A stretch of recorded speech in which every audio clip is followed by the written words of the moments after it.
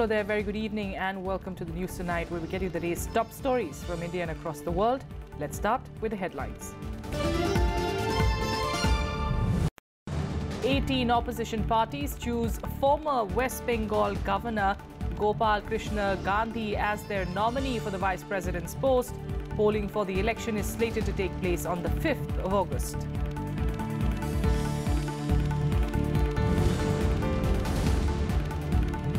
Pilgrimage to the Amarnath shrine continues in Kashmir a day after the killing of 7 pilgrims in a militant attack. Jammu and Kashmir government Shrine Board announced compensation for families of the victims.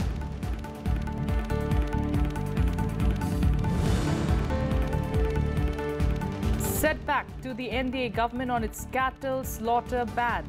Supreme Court orders that the Madras High Court stay on the cattle sale ban will continue nationwide.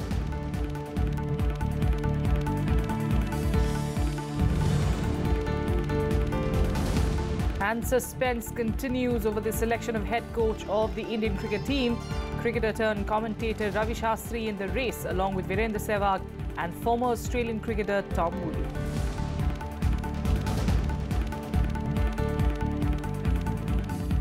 Our top story: Gopal Krishna Gandhi will be the opposition candidate for the post of Vice President of India.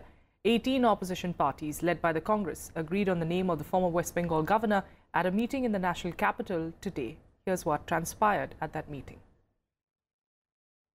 We each leader spoke in support of Sri Gopal Gandhi, after which some of our colleagues, leaders, spoke to him on the telephone. He asked for 10 to 15 minutes to consider, after which again he was called on the phone and he agreed to be the candidate for Vice President of India.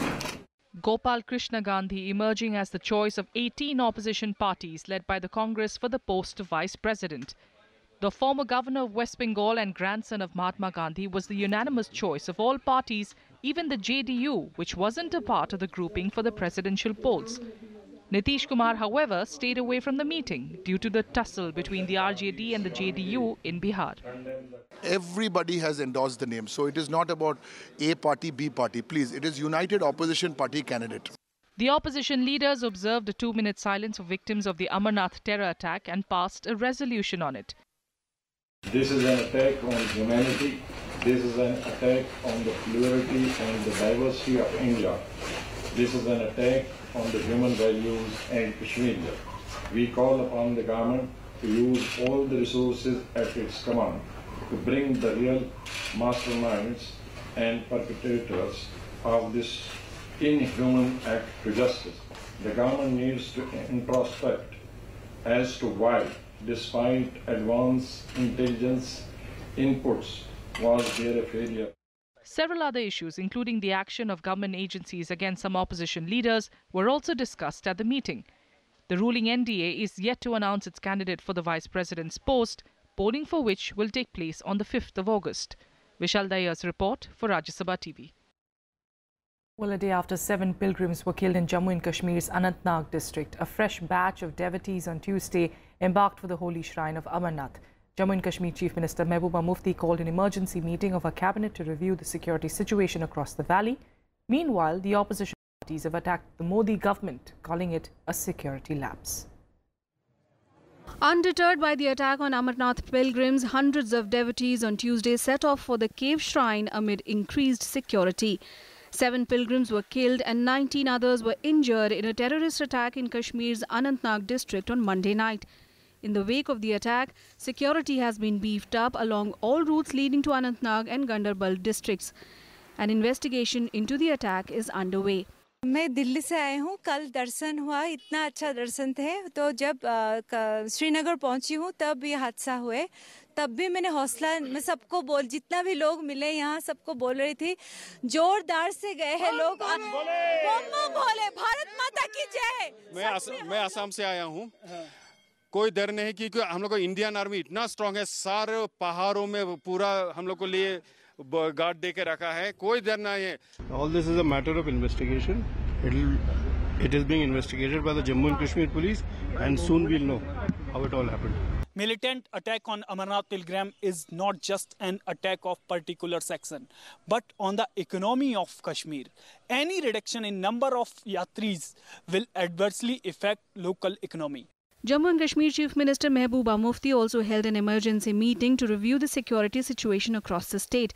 The state government has announced 6 lakh rupees compensation for the kin of those killed and 2 lakh rupees for the injured. इससे बड़ा सानिया कोई हो नहीं सकता. मेरे पास अल्फाज नहीं इसको कंडेम करने के लिए, और मैं उम्मीद करती हूँ हमारे सिक्योरिटी फोर्सेस और पुलिस के लोग जो भी इसमें मुलव्वस होंगे उनको जल्द से जल्द पकड़ के उनको कड़ी से कड़ी सजा देंगे, और तब तक वो चैन से नहीं बैठेंगे. Home Minister Rajnath Singh also held a security review meeting at his residence in Delhi. Later, National Security Advisor Ajit Doval briefed Prime Minister Narendra Modi on the situation in Kashmir.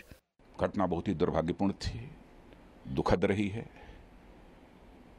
लेकिन मैं अभिनंदन करना चाहता हूं, salute करना चाहता हूं अपने कश्मीर के बहनों भाइयों का कि कश्मीर के समाज के हर सेक्शन ने कल अमरनाथ तीर्थ यात्रियों के ऊपर जो कायराना हमला हुआ है उसको कंडेम किया है. 18 opposition parties passed a resolution condemning the terror attack. They asked the government to introspect the reasons for the security failure despite advance information. The government of India needs to introspect as to why, despite advance intelligence inputs, was there a failure to prevent this attack. First of all, we have a very strong condemnation for what has happened. And we have also said that despite very good intelligence inputs, why was precautionary measures not taken? And the guilty, whoever it is, must be identified and brought to book. और यात्रा जैसा सरकार ने, लेकिन साथ साथ ये देखना है कि कैसे चूक हो गया, अकेले बस को क्यों जाने दिया गया, इसकी जिम्मेदारी को निर्धारित करके कार्रवाई होनी चाहिए. ये बहुत दुखद है. Meanwhile, the bodies of the 7 Amarnath pilgrims killed in the attack were brought to Gujarat's Surat airport along with 19 injured people. Gujarat Chief Minister Vijay Rupani has announced an ex gratia of 10 lakh rupees for the families of the deceased and 2 lakh rupees for the injured. 10 lakh रुपया government of Gujarat उनको देंगी, और जो injured हुए हैं उनको 2-2 लाख रुपया का सहायता करेंगे. Various political parties also called for a shutdown across the valley in view of the terror attack. Army Chief General Bipin Rawat arrived in Kashmir to review the security situation. Bureau Report, Rajya Sabha TV. And several dignitaries condoled the victims and condemned the terror attack. President Pranab Mukherjee asked the Jammu and Kashmir government and centre to ensure justice was delivered to the perpetrators of the attack. Vice President Mohammad Hamid Ansari also expressed shock, but said that India will remain united in the face of such attacks. Envoys and officials from the US, Germany and Russia too reacted to the attacks and extended condolences to the families of those affected. Sri Lankan Prime Minister Ranil Wickremesinghe, in a series of tweets, also criticized the terror incident. India's other neighbours, Bangladesh, Nepal and Bhutan too reached out to the Indian government and expressed solidarity with the victims. We'll keep an eye out on developments on that front, be it the probe or also the politics in the Amarnath Yatra attack. Meanwhile, in a setback to the NDA government, the Supreme Court on Tuesday ordered a stay on the cattle slaughter ban imposed by the centre. The Apex Court ordered that the Madras High Court's recent stay on the cattle sale ban should not just continue, but also be applied nationwide.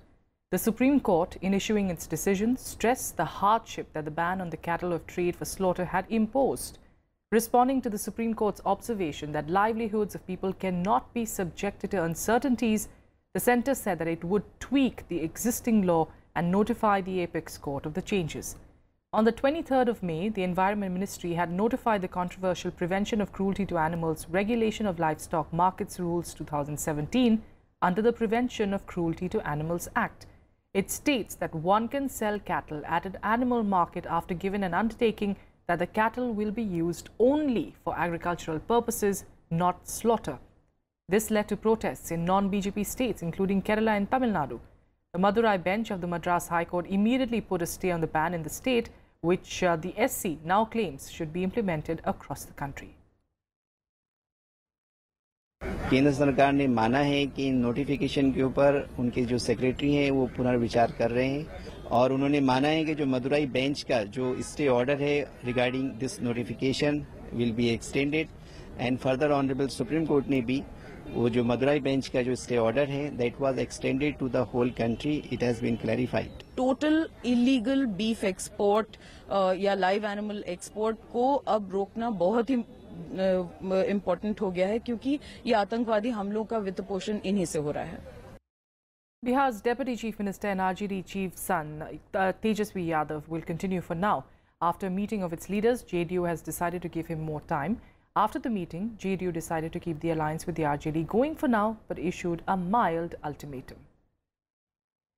जनता का वह जनादेश है, हम उसका पालन करना जानते हैं, लेकिन हम यह उम्मीद जरूर करते हैं कि अगर आरोप लगा है तो तथ्यों का विवरण जनता के बीच पेश किया जाना ये जनमानस की अपेक्षा है और हम उम्मीद करते हैं कि ऐसा होगा।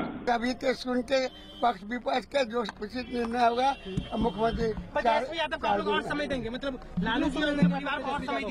4 दिन के बाद कुछ फैसला सुनाएगा। That's right. The JDU will again meet in 4 days' time to take a final decision. However, the RJD says that Tejasvi Yadav has done nothing wrong and will not resign. The BJP, which has offered outside support to the Nitish Kumar government in Bihar, in case it wants to cut ties with the RJD, said that the JDU stance was as good as an ultimatum and that Tejasvi Yadav and his father Prasad Yadav must respond.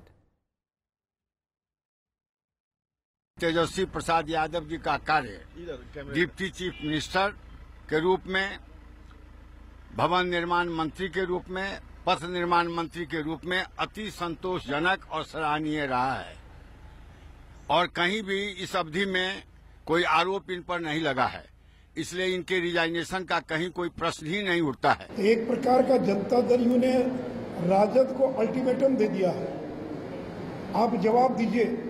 तो तेजस्वी यादव और लालू यादव जवाब दें कि 3 एकड़ जमीन के हम मालिक कैसे बन गए।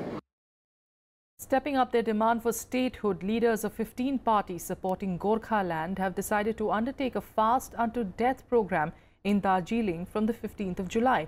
The BJP is also set to nominate a representative. The protest was finalized in a 4-hour-long meeting of the Gorkha Land Movement Coordination Committee in Mirik area.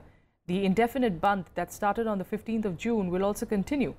A number of agitation programs have been planned, including a ward Wapsi that will be carried out on the 13th of July. Meanwhile, another Darjeeling resident succumbed to his injuries on Tuesday, taking the number of deaths to 8, allegedly due to police firing in the current phase of unrest. Meanwhile, the indefinite strike in Darjeeling entered the 27th day on Tuesday. Supporters of various hill parties held rallies across the hills, continuing their demand for a separate state.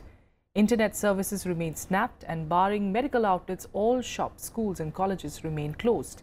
Police and security forces patrolled the streets and kept a vigil on the entry and exit routes.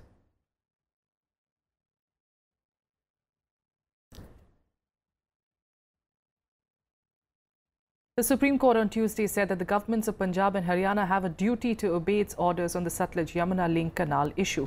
The court also directed the 2 states to ensure that no agitation takes place on the issue.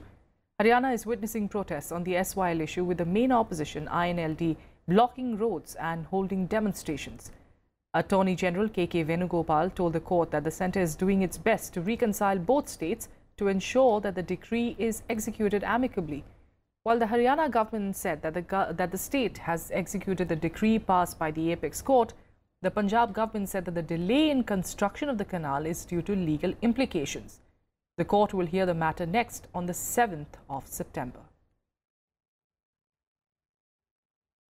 In more news, Foreign Secretary S. Jaishankar expressed confidence that India will handle the current standoff with China in the Dokla area of Sikkim in the same way it handled issues in the past. Responding to questions at a lecture in Singapore, Jaishankar said that India and China have handled border issues in the past and there was no reason why the 2 countries could not do so now. Jaishankar, who served as India's ambassador to China from 2009 to 2013, said both countries should approach each other with maturity. China and India are engaged in a standoff in Sikkim's Dokla region near the Bhutan Tri junction for over 3 weeks after a Chinese Army's construction team attempted to build a road. Today, India-China relations are really multifaceted. Last month, when the leaders of the two countries met in Astana, they reached consensus on 2 points. One, that at a time of global uncertainty, India-China relations are a factor of stability. And two, in their relationship, India and China must not allow differences to become disputes. This consensus underlines the strategic maturity with which the two countries must continue to approach each other. And here are some more updates from across the country in Nationwide. Nagaland Governor P.B. Acharya has asked Chief Minister Shirozile Lesetso to seek vote of confidence in the Assembly on or before the 15th of July. This comes after former Chief Minister T.R. Zeliang wrote to the governor staking claim to form a new government in the state. Zeliang claims that he has the support of a majority of the NPF MLAs.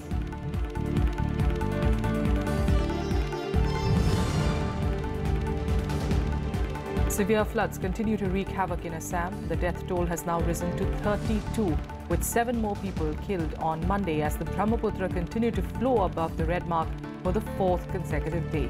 The total number of people affected also rose to 12.55 lakhs. Authorities say that more than 20 of the region's 32 districts are badly affected. Several animals have also been killed at the Kaziranga National Park.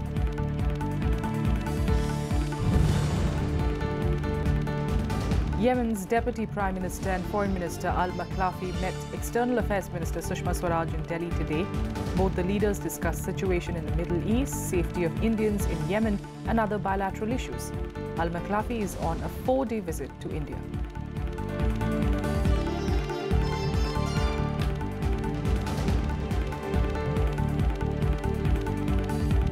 A quick break here. Up next, we're getting all the top international and sports stories. Stay with us.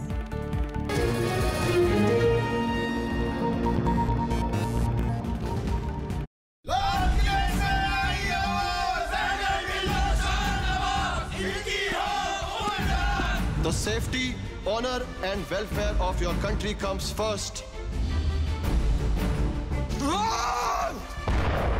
Your own ease and comfort will come last.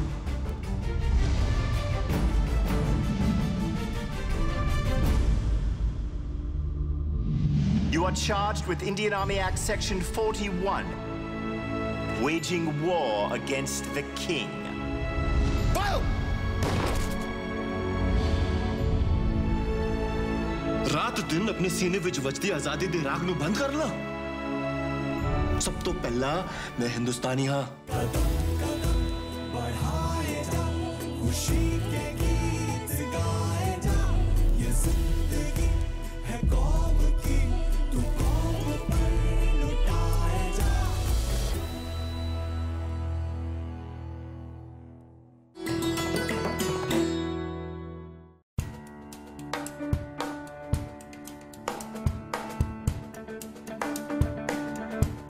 Gir, the last refuge of the Asiatic lion. The national park comprises 1,412 square kilometers of deciduous forest, interspersed with semi-evergreen and evergreen flora, acacia, scrub jungle, grasslands and rocky hills. It's fed by large water bodies and the Kamleshwar Dam.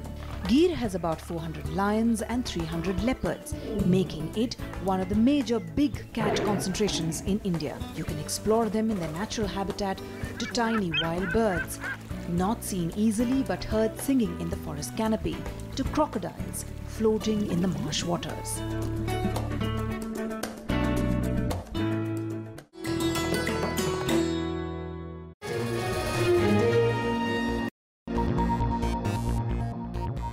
Welcome back. Let's get you the top sports story. In 2 months after it began, the drama surrounding the selection of the head coach for the Indian cricket team refuses to end. Minutes after reports emerged that cricketer turned commentator Ravi Shastri had bagged the job, the BCCI addressed a press conference saying that a decision has not yet been made. Shastri was among the 6 applicants interviewed by the BCCI's Cricket Advisory Committee on Monday. The other prominent contenders included former Indian batsman Virendra Sehwag and ex-Australian cricketer Tom Moody. The chairman of the Supreme Court appointed Committee of Administrators, Vinod Rai, had asked the BCCI to announce a name by Tuesday evening after the CAC announced that it will withhold the decision. Once you repose complete faith on arguably three of the greatest batsmen across the world, I am in complete agreement with the philosophy of the BCCI that they should be left independent in choosing. All right, let's head on to some international news. And in fact, in news from Pakistan, Prime Minister Nawaz Sharif has rejected the findings of the joint investigation team into the Panama Papers probe. The JIT had on Monday submitted its report in the Pakistani Supreme Court and claimed that it found glaring disparities between Sharif and his family's known sources of income and their actual wealth. Sharif's daughter, Maryam Nawaz, tweeted saying that the JIT report is rejected. Every contradiction will not only be contested but decimated in the Supreme Court. Not a penny of the public exchequer was involved. Pakistan's defense minister and one of Sharif's closest aides, Asif Khwaja, also rejected the report as having full of flaws. Although the probe has not been made public, leaked documents were widely circulated on social media across Pakistan, following which opposition leader Imran Khan demanded Sharif's resignation. Meanwhile, the Apex Court is yet to decide on how to proceed with the JIT's report and whether to call for a trial. The Panama Papers, released last year, claimed that Pakistan Prime Minister Nawaz Sharif and his family figured in the list of people who owned offshore companies and assets. The assets in question include 4 expensive flats in Park Lane in London.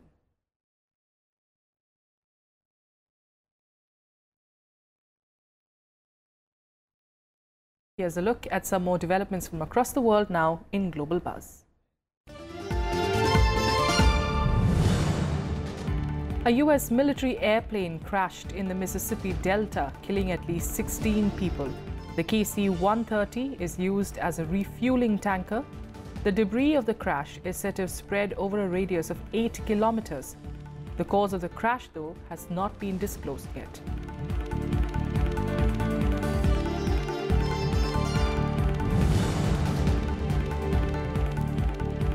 Iraqi Prime Minister Haider al-Abadi arrived in Mosul to congratulate the armed forces for their victory over the Islamic State after nearly 9 months of war, bringing an end to jihadist rule in the city. The Battle of Mosul has so far displaced nearly 1 million people.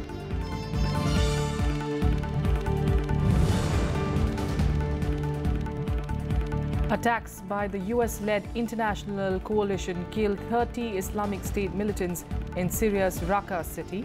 The bombings were accompanied with fighting between ISIS and Syrian Democratic Forces.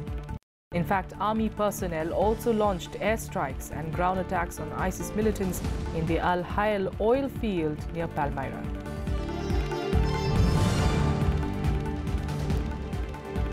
United Nations envoy on Syria, Staffan de Mistura, said that Syrian Kurds should not be ignored and must be allowed to participate in drafting the country's new constitution. The United Nations has reportedly hosted 2 sets of technical talks on the constitution with various Syrian opposition groups in the past few weeks.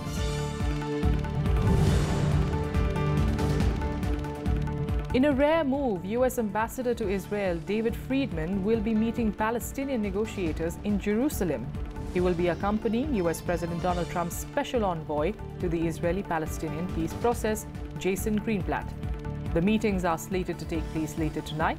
Reports claim the Palestinians are wary of Friedman being part of the U.S. delegation.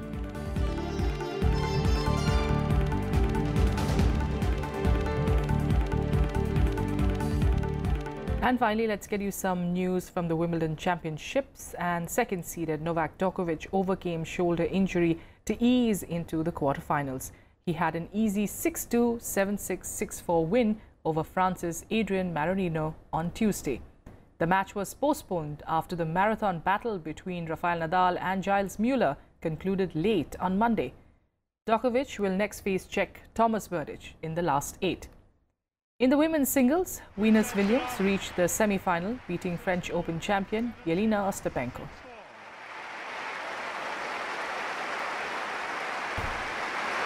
And that's all we have for you in the news tonight. Thank you so much for joining us.